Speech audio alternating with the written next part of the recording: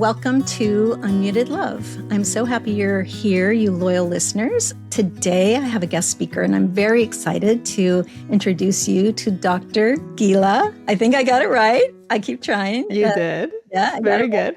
Dr. Gila. And Dr. Gila is a certified parenting coach, a psychologist and neuropsychologist, a speaker and an educator, and the host of Single Parenting with Connection, Not Perfection. It's a podcast.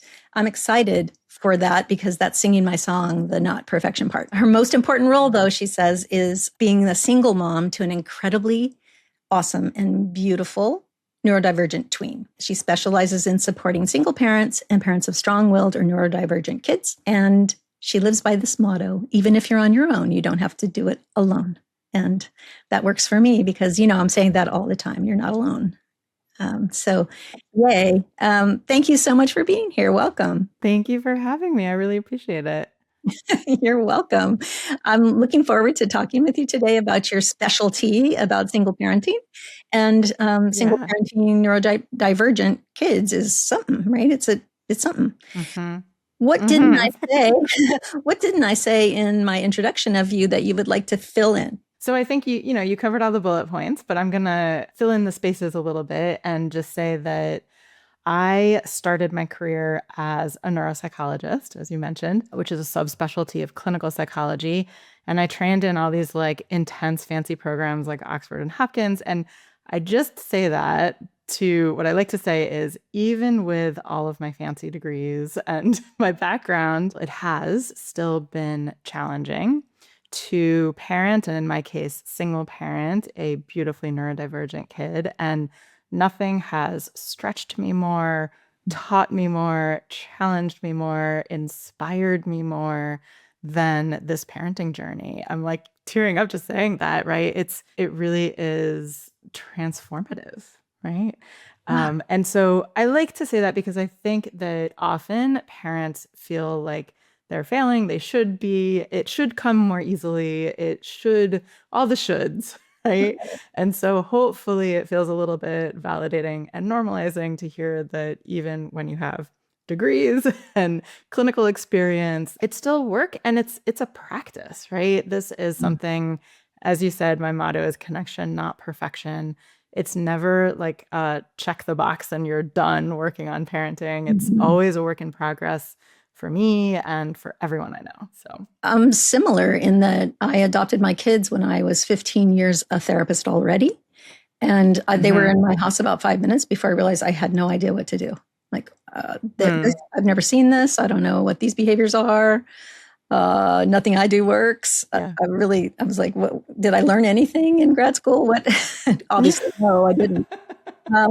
So similarly, right? I'm like, and also, for me, what I say to parents is that it is as hard as it feels, right? It is hard. I mean, you can learn some presence skills, showing up skills that really make it easier. But like you said, it's a practice to show up. And that, I mean, if you learn meditation or yoga or, anything like that, that's hard to learn that and stay consistent and practiced. Yeah. Yeah. And it's hard because it's hard, right? It makes sense that it's hard. It's hard because we are parenting a society that isn't really set up to support parents, let alone single parents, let alone parents of neurodivergent kids. And so, there are a lot of barriers and challenges that we can't change right now. You can work towards changing them on a societal level, but to some extent, we have to figure out how to work within them and to give ourselves that self-compassion to know that it's hard. It makes sense that it's hard. And that I do want to say the yin yang, the yang to that yin is that doesn't mean that there's nothing that you have no agency and that you have no control in this and you can't make things a little easier and better and work on it. You absolutely can. So, it's both. It's hard. It makes sense that it's hard. And there are things that we can do to support you and to help make things feel a little bit more smooth and easy and, more easy, not easy, but right, a little more smooth, a little more easy, and a little more aligned, because I think that's something that a lot of parents struggle with, right? Is figuring out what your parenting voice is, what your values are, what you want. And that also is sort of this ongoing process of like recalibration. I like to say, especially when you have a neurodivergent kid, parenting is this like continual process of recalibrating your expectations and, your frames of reference. And yeah. Well, right. And most of us, our frame of reference is somebody next door that we didn't pick. And then, or social media, which is not always accurate or real. And so there are a lot of messages. And our own parents. Right. And then what we grew up with. Right. Yeah. Which is often problematic, as you very well know. I do. Yeah. So there's a lot. There's a lot that we are trying to navigate to figure this out. And then just the actual day-to-day grind of it, right? I mean, you can love your kid to pieces, but it's still, there's a lot to parenting that just feels like a grind, like you have to make the food and you have to wash the dishes and you have to do the laundry and you're supposed to connect and work. Yeah. Case in point, I'm doing this interview at my son's school because it was a delayed start to the day and his school is 30 minutes away. So you make it work. But, it just leaves you thinking like, how do people make this work? It's hard. Yeah. What do you think is the maybe number one, if you can do that? That's probably not a fair question, but the number one thing that is helpful to parents if they got this down. What would be the most helpful thing they could learn in this single parenting journey? Because I'm pretty sure it applies to just the journey, but we'll just go from there. Yeah. Oh, goodness. I'm bad with superlatives. You're often alone with your kids. You're not like paired up, even if you do have a partner all the time. Yeah. I'm terrible at choosing like the number one or the best. I'm bad with superlatives. I don't like them, but I will say, I think one thing is self-compassion. Really that compassionate lens for your kids and for yourself, and also for society and the people around you. And especially that comes up, a lot of single parents might have ex-family members that we need to bring a lot of deep breaths and empathy and compassion around those interactions. And if you have a neurodivergent kid, there are a lot of, barriers that they're bumping up against. And so bringing that self-compassion sometimes is the hardest part. Trusting yourself and getting the support that you deserve. Again, there's that yin yang, right? So listening to the voice inside that says, this is hard and it feels hard. Like, I think a lot of neurodivergent parents, and I can relate to this absolutely, is you often have this experience where you find yourself thinking, that's not how my kid works, right? So like people will give you advice or you'll, read something and you just feel like, yeah, you don't get it. That's not how it works. And that's often like a flag to me. Like if you find yourself often thinking that about your kid, a lot of people ask like, should I have my kid evaluated? Are they neurodivergent?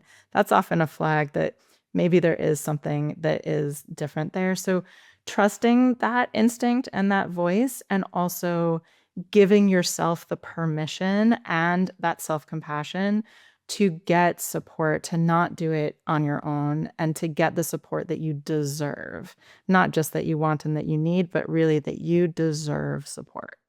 Yeah. And that's not a message that we hear very often, that we deserve extra support. It's sort of like, well, everybody wants a kid and you wanted it, so you got it and do it. Yeah. Like that's easy. But we deserve support. If we lived in some other, a little more enlightened areas, right, where children and elders are elevated a little bit more, there might be more obvious support available in the United States. Not all of our listeners are from the United States, but in the United States, that really is very hard to come by, that belief that parenting, I mean, we say it all the time, right? It takes a village, but we don't mean it. Or we don't know how to do it. And I think it's also bigger than that. Like our culture, and again, I'm speaking from a, US centric frame of mind, a Western centric, but our culture really prioritizes and emphasizes the value of independence. And because of that, right, there are these like unspoken and sometimes spoken narratives and judgments about needing and wanting help and support. And that is true for us as parents. It's true for humans, for all adults. And it's also true for our kids. And I think that another like big picture idea here is that whether you like it or not, you're modeling for your kids. They are watching, they are listening, right? Right. And so sometimes it can actually be easier to tap into and practice the self-compassion, the getting support, all of that stuff when you're centering your child's needs. And if you think about, I like to say, like, perfection is not the goal. And there's two reasons. And one is it's simply not realistic for all the reasons that we were just talking about. But even if it was realistic, whatever perfection even means or looks like, you being imperfect is modeling for your kids. It's normalizing for your kids. It's validating for your kids that struggling is human. Struggling is expected. Struggling makes sense. And reaching out for support is human and makes sense. And also, it gives you an opportunity to model for them what you do if you have been imperfect. Let's say you snapped at them, right? Let's say you suddenly hear the words coming out of your mouth that you vowed you'd never say, that your mom always said to you, right? It happens to all of us. And that is an opportunity to change that narrative when you notice that, and then you can repair and reconnect with your child. It is so powerful. In some ways, maybe even more powerful than if you never made that quote unquote mistake. Yeah. Yeah. I totally agree with that. Yeah. If you never made that mistake, your children would often feel like you were perfect because you don't make mistakes. And I've Which heard, is an unattainable, yeah. yeah, so many kids have said that in therapy with me. Oh, my mom's perfect. She never makes any. She's always right. She never makes. And that they're not actually making a comment about my mom as like a narcissist like that. Just that moms show up as, oh, I can do that. I can help you with that. Let me do it. I can do, very competent and and not needing a lot of help out loud. And kids get that idea that their parents are perfect and they are not. And it's completely incidental, right? It's not on purpose. Yeah. Yeah, absolutely. And this also brings up another like big umbrella topic that I think is important, which is how we talk about ourselves and to ourselves becomes that template for our kids. And a lot of kids, so if we modeled perfection, that is this unattainable ideal, and it sort of sets your child up to feel like they are failing because they're not going to be perfect, right? And so if we can model how to be imperfect in a way that is self-compassionate. So let's say you burned dinner, instead of saying, oh, I'm such an idiot, right? That becomes the template of your child's inner narrative. So instead of saying that, if you say something like, whoops, I burned dinner. Okay, lesson learned. That's one of my favorite phrases, right? Lesson learned. Next time I am going to cook this at a lower temperature, right? If you do catch yourself saying, I'm such an idiot, right? To model catching yourself, which is hard in and of itself, right? Oh, I'm such an idiot. Nope, I'm not an idiot. That was a mistake. And now I have learned, right? Yeah, I love I'm trying to not talk to myself like that. Yeah. And you can even say that out loud. So really narrating this process as you are working on your own growth mindset, emotion regulation, which are like two hugely important things. As you are working on those things, narrating that process is such a powerful experience for your child.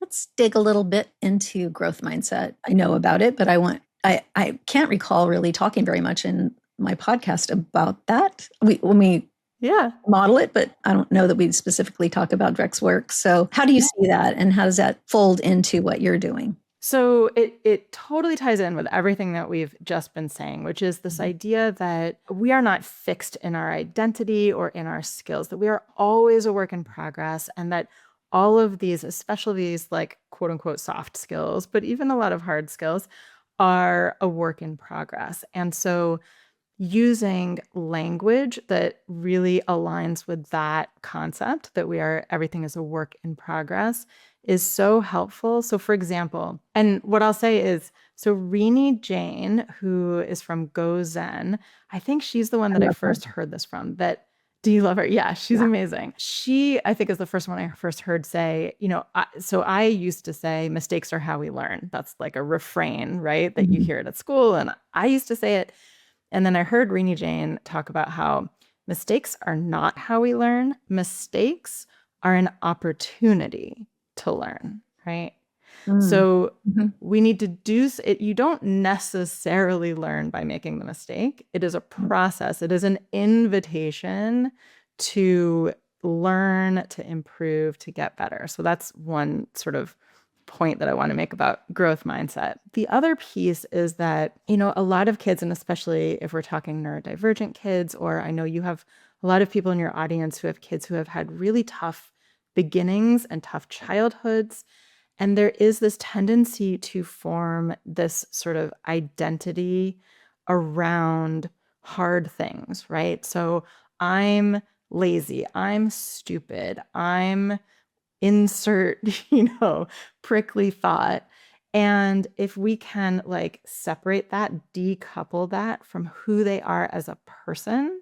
Mhm. And so it might be, so it's not I'm bad at math, it's my brain is struggling with arithmetic, right? Mhm. My brain is struggling with this idea because what happens is, and I was just talking with Carrie Bonnet on my podcast about executive functioning, Mhm. and we were talking about how even the positive self-concept identity language, so I'm good at math, can be problematic because let's say you have this like fixed identity. I am good at math. That is who I am. And then you get to calculus and it's hard. And what happens? That Mhm. identity, there's no wiggle room, Mhm. right? Suddenly, this identity, this fixed identity that you had is called into question, and everything comes crumbling down around you. Mhm. As opposed to, I am this whole being that has strengths and things that come easily and things that come less easily. And I'm learning and I'm growing, and it's all this like fluid and not fixed process. Now we can start to really see that flexibility that is so important in life, right? Because Mhm. flexibility is like one of the keys for emotional resilience. Flexibility and learning and growth is what comes from not having this fixed identity, but really seeing things as a process, a work in progress, Mhm. and that there's always room for growth and there's always room to be proud. Yes, that sounds good. I want that. Um, and I know that so many of the children that my listeners live with get corrected probably 50 times a day somewhere by Yeah. somebody, right? So that sounds Hmm. so great, but the correction is overwhelming to me. And Yeah. I'm not any different. I mean, I did that too before I really understood anything else. I was just like, I got to correct this because it's off the charts crazy, right? It's outside Yeah. every norm I know. And so I got to pull everything into the norm, which doesn't work if you have neurodivergent children in the first place. There's not a norm for that. There's not a norm Yeah. really for anybody, but we have some Hmm. concepts that there is. But anyway, the correction is so high, and like It that, is. holding Hmm. that dialectic between, yeah, but if you don't, then you have this thing going on that's out of control, the feeling of that, and possibly the actual truth of that. Also, Hmm. the correction is so overwhelmingly negative for that Yeah. identity of that child. Um, Hmm. that's Yeah. what I think It's a lot really of listeners hard. are dealing Yeah. with. Yeah. Yeah, absolutely. There is, I think in general in society, we correct kids. So, right, we say no by reflex. We correct like it's, the air we breathe. And then with neurodivergent kids, of course, they have a harder time fitting into the boundaries and lines that we expect for them. And so they're getting corrected even more. Mhm. And I would say often they are in environments that aren't really a good match for them. Yeah. right? And so we're expecting things from them that are not reasonable and then blaming them when they can't do it. Now, I want to be clear, this doesn't mean that you just kind of accept everything and you don't work on it, right? So growth mindset has to do with, again, it's a yin yang of you're, accepting who you are in this moment and appreciating and loving that piece in this moment. And because you accept and love that, you can like move forward and towards growth, right? And so it doesn't mean we can't ever correct, but how we correct is so important. And the balance, right? So there's there's this often quoted statistic that you need 5 positive interactions for every 1 negative one. And actually, I took a deep dive into figuring at one point to figure out like, where does that even come from? It actually comes from marriage research. Yep. The Gottman Institute, if you're familiar with that. Yeah. Yeah. And so they observed married couples having a disagreement. And in that disagreement, there were 5 positive interactions for 1 negative. So there's so many things about that setting that doesn't actually like apply to parenting with kids. But all of which is to say, the general idea still applies. And the general idea is that if you're getting more negative messaging and critical messaging, your self-concept is going to take a nosedive. You're not going to be motivated, right? Why try if all you do is get criticism and correction? Who cares? You're just a screw up and you can't do anything right. And why even try? It's not motivating, right? So we can work on improving things, but we have to be mindful of balancing that with the quote unquote positive interactions. And when it comes to parenting, and this is a whole other topic of like praise, and I think we have to be really careful with praise, how we do it and how often we do it. But it doesn't have to be like, first of all, I don't like the, you're such a good boy or you're such a good girl. No. But connecting is in and of itself that positive interaction, right? So we want to really like fill their buckets with all this like connection, that from that connection, they're getting that message. They have this internalized message. This person cares about me. I must be worth caring about. Right. This person enjoys being with me. This person loves me. And that's where that feeling, those feelings of worthiness, really develop. Yeah, I'm often talking to parents about the concept of delight, delight in your child. Yes. And show that in your face and the sound of your voice and, how you look at your child. And then parents are like, seriously? I'm like, yeah, seriously. And I get it. I get blocked care. I get that when you're tired, when you don't have enough supports, when self-care is low, and when you have a child that's not fitting into any boxes, which you don't want, but kind of do, just for a rest. Really hard, right? Yeah, it's hard to access. And what I want to point out is like one thing that can be reassuring is that a lot of times parents feel like, okay, I know I need to connect with my kid more. I need to be more present. And it feels very like heavy and intense to think about because they're depleted, they're exhausted, they just don't have the bandwidth for any of that. And a lot of it is we're picturing these like big, intense connection, like taking them to the amusement park or, like playing games for 5 hours or all these big, intense things. And the reality is these micro moments, right? That when you first see your kid after school, that your face lights up and you have a smile on your face. That's what we're talking about, right? And it doesn't cost anything. And it takes a nanosecond, right? Is to go into these interactions and to, as you said, delight, to bask in the wonderment of this human in front of you, right? For a moment to take a break from that they didn't, pick up the wet towel from the floor and they didn't put their clothes away and they forgot the papers at school, right? So we can get there. We can talk about that and problem solve and work on those skills. But to make sure that you're infusing their day with these little moments of someone's excited to see me. Mm-hmm. So now I want you to hang on to that. I love that. I do. And this is what I hear most often. I meet my child there. I pick them up after school. They open the car door. I'm picking them up in the carpool lane. I'm meeting them with delight and you're the best thing. And they get in the car and they say, "What are you looking at? Leave me alone." Something or something meaner. And then the parents just crestfallen. So I'm guessing that there's a way in your mind as a neuroscientist, really, for what can you do that's practical in a moment just like that, where you are trying so hard to show delight and the love that you really do have for your child, and you're getting smacked at intervals, right? Regular intervals. Yeah.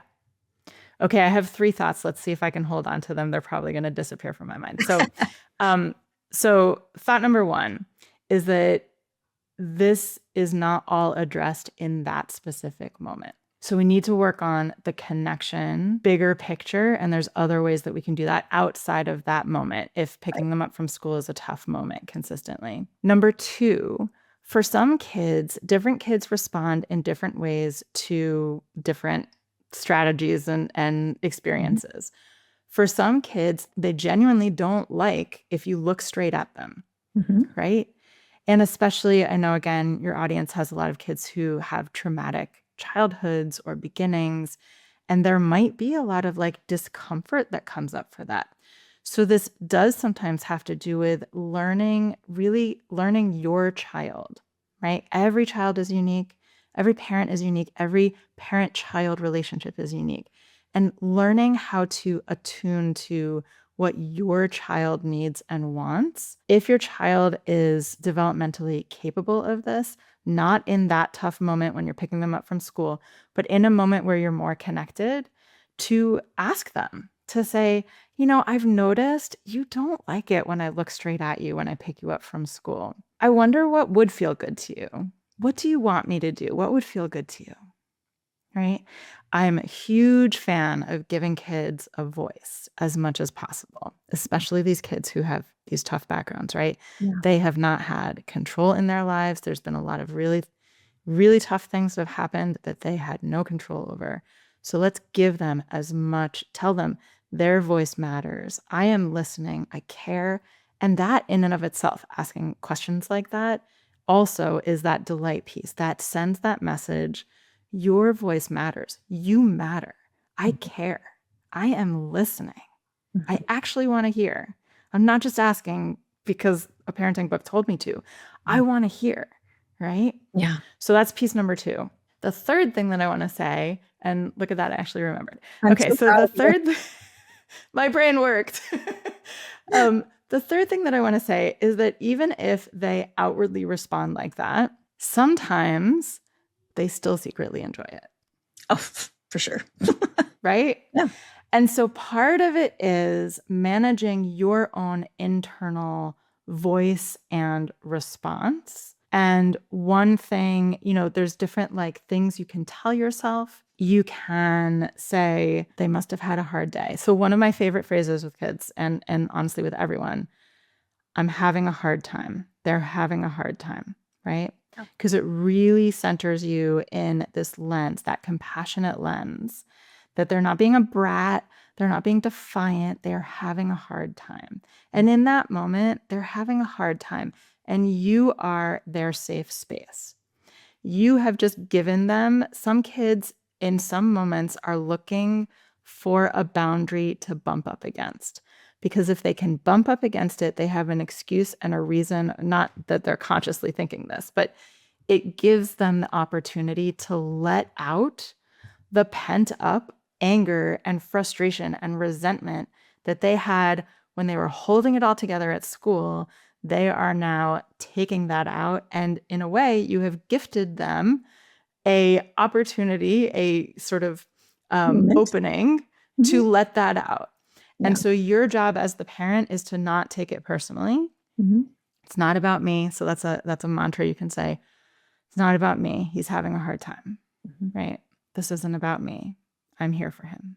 Yeah. I love you. And this is also especially your audience who has, kids who've gone through traumatic experiences, for them to know you can treat me badly and I will still love you. I will still be here for you. I will still delight in you, right? Is so powerful. It's very powerful. Flip side, I feel like I'm living with an abuser. Yes. Okay, so yes, thank you for naming that. Yes. So this does not mean you have to take every bad thing they throw at you, right? So that was in reference to stop looking at me in the car, not in reference to them choking you, right? So yes, thank you for naming that. We can love them, be there for them, support them, and make sure that we are safe also. Right. Have a boundary. Because at the end of the day, they don't, in their non-dysregulated states, they don't want to hurt you. When they are dysregulated, they are hurting you. And if they hurt you, they're not going to feel good about that either. That is hurting you, and it's ultimately hurting them. Yeah. And so it serves both of you to learn how to make sure everybody is safe. Yeah, I've been there, and it's I think the hardest thing. It is one of the hardest things for sure. Is because 100%. You have to hold it so long for sometimes. The dysmaturity for kids who have trauma and other things as well, it lasts so long, lasts into adulthood. Yes. And so, you have a big kid sometimes who's 17 and 6 feet tall and really operating like a mad 5-year-old with yes. words and posturing, and it's scary sometimes, yes. right? It's very yes. painful. Yes. And you can hold safety boundaries and love them at the same time. Yeah, I know that. I'm glad you're saying that. Yeah. That's true. It's a dialectic, right? You can have these two things, and it's sometimes hard to find. Like, what does that really mean in practice? I love you, and when I need to push you back. I've had someone say that I had to push him back. I had to put hands on him to keep him away from me. And that's frightening, right? That's almost there's some cognitive dissonance in that. Yes. Yeah. Yeah. Because I love him, I can't let him hurt me. Yeah. I like that. Yeah. Yeah. And because he loves me, I can't let him hurt me. Yeah. It doesn't help anyone. Yeah. Yeah. But it is, I mean, look, I am not, again, I've been there personally, and a lot of my clients have been there. Physically violent behavior is, understandably the hardest thing to deal with as a parent. Your nervous system doesn't feel safe, often isn't actually safe. And so you are in fight, flight, or freeze, and it is hard to support somebody else when you are in fight, flight, or freeze.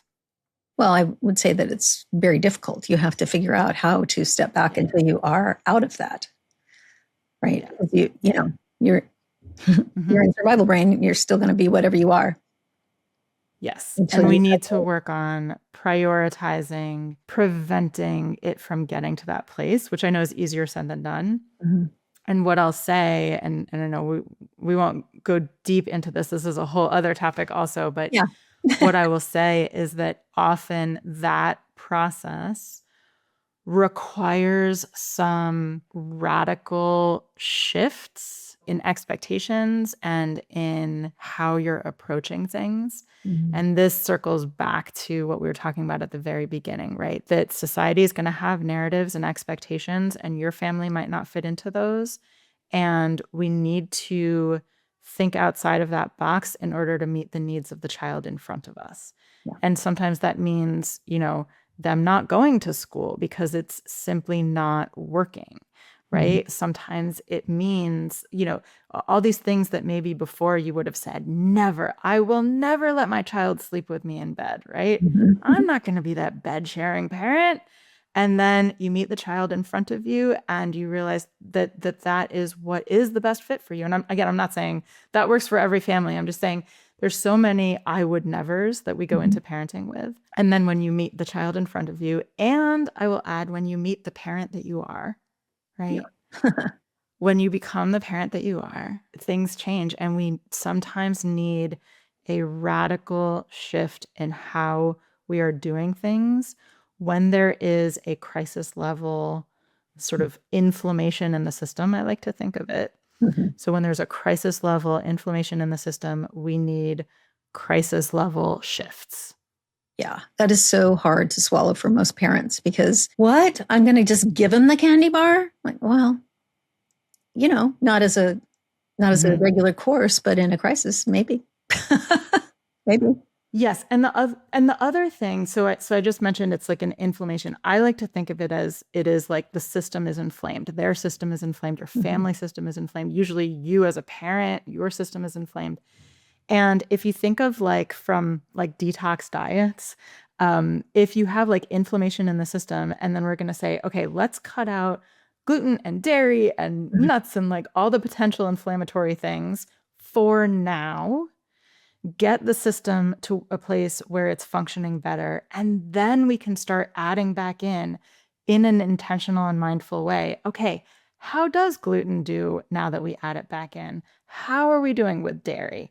And it's a similar thing, right? When the family system is inflamed, we need to really pull out as much as we can that is potentially inflaming the system, get it to a healthier place, and then we can start gradually adding in. So holding in mind, like, in your example, so maybe they're having more candy bars every day than you would ideally like for now. Down the road, that might be something that we can work on.